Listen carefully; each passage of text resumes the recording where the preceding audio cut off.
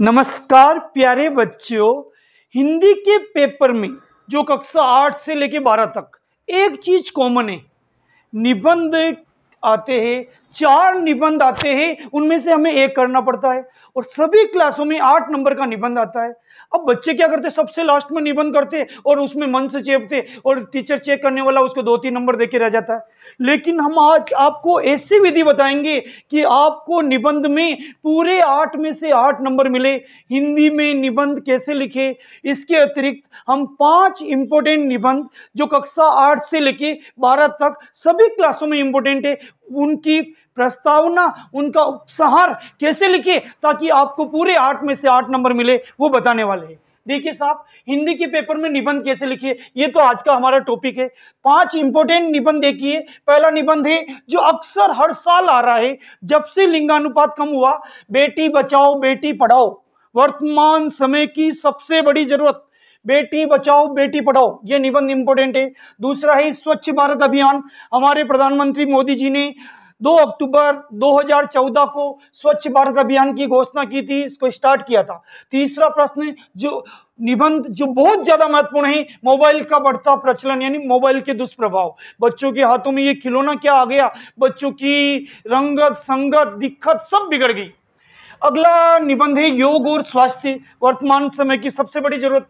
और 5वां निबंध है पर्यावरण से संबंधित, वनों के संरक्षण की आवश्यकता, वनों को हमें किस प्रकार बचाना चाहिए। ये तो 5 इंपॉर्टेंट निबंध है, ये तो आपको हर कहीं मिल जाएंगे, लेकिन इनको लिखना कैसे वो हम आपको मात्र 5 मिनट में बताएंगे। जैसे पहला निबंध आपके एग्जाम में आ गया, तो सबसे पहले आप प्रस्तावना में क्या लिखोगे। अब प्रस्तावना में मन की बातें नहीं लिखनी, नहीं तो फर्स्ट इंप्रेशन ही खत्म हो जाता है। First impression is last impression, पहला प्रभाव अंतिम प्रभाव बनता है।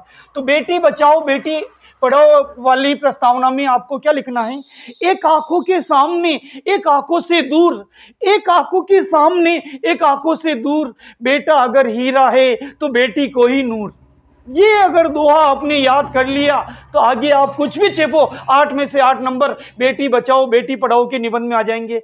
फिर से बोल रहा हूं, एक आंखों के सामने एक आंखों से दूर, बेटा अगर हीरा है तो बेटी को ही नूर। ये तो प्रस्तावना में लिख लेना। उसके बाद आपके मन में जो बातें आए वो लिख लो। लास्ट इंप्रेशन में क्या आएगा, उपसंहार आएगा। उसमें आपको ये लिखना है, मानो न मानो ये हकीकत है, मानो न मानो ये हकीकत है, बेटी बचाओ बेटी पढ़ाओ अभियान को आगे बढ़ाने की जरूरत है। मानो न मानो ये हकीकत है, बेटी बचाओ बेटी पढ़ाओ अभियान को आगे बढ़ाने की जरूरत है। तो देखिए साहब, 8 में से 8 नंबर लाने हैं तो आपको प्रस्तावना में एक दोहा एक शायरी लिखनी पड़ेगी जो किसी पासबुक में नहीं होनी चाहिए, नहीं तो सभी बच्चे वही लिखते, नंबर आते हैं 8 में से 2-3। अगर आपने मेरी ये बनाई हुई पंक्ति लिखोगे तो मेरा दावा है आपको 8 में से 8 नंबर मिलेंगे। तो प्रस्तावना में मैं वापस बोल देता हूं, एक आंखों के सामने एक आंखों से दूर, बेटा अगर हीरा है तो बेटी को ही नूर।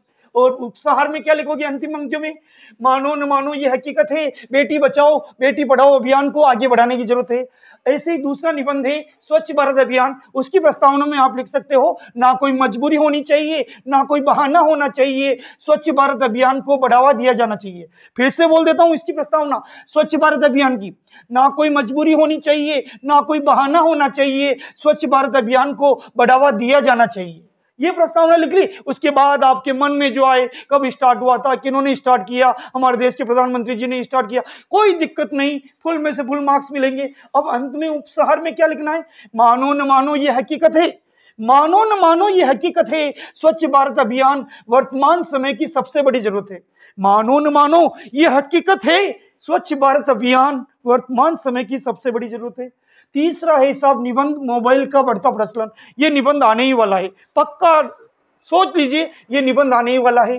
तो उसमें आपको क्या लिखना है प्रस्तावना में, भूल कर भी उन खुशियों से मत खेलो, भूल कर भी उन खुशियों से मत खेलो जिनके पीछे हो गम की कतारें, भूल कर भी उन खुशियों से मत खेलो जिनके पीछे हो गम की कतारें। मैं मोबाइल को बच्चों से दूर रखने के लिए ये दोहा बोला, ये शायरी बोला, ये 2 पंक्तियां बोला जो मेरी खुद की बनाई हुई है कि भूल कर भी उन खुशियों से मत खेलो जिनके पीछे हो गम की कतारें। ये तो प्रस्तावना। अब आप उसके बाद मोबाइल के बारे में, इसके दुष्प्रभाव के बारे में सब कुछ लिख सकते हो। अंत में उपसंहार में क्या लिखना है, उपसंहार यानी निबंध का अंत, उसमें क्या लिखना है? ना कोई मजबूरी होनी चाहिए, ना कोई बहाना होना चाहिए, बच्चों के हाथों में मोबाइल रूपी खिलौना नहीं पकड़ाना चाहिए। ना कोई मजबूरी होनी चाहिए, ना कोई बहाना होना चाहिए, बच्चों के हाथों में, बच्चों के नन्हे हाथों में मोबाइल रूपी खिलौना नहीं पकड़ाना चाहिए।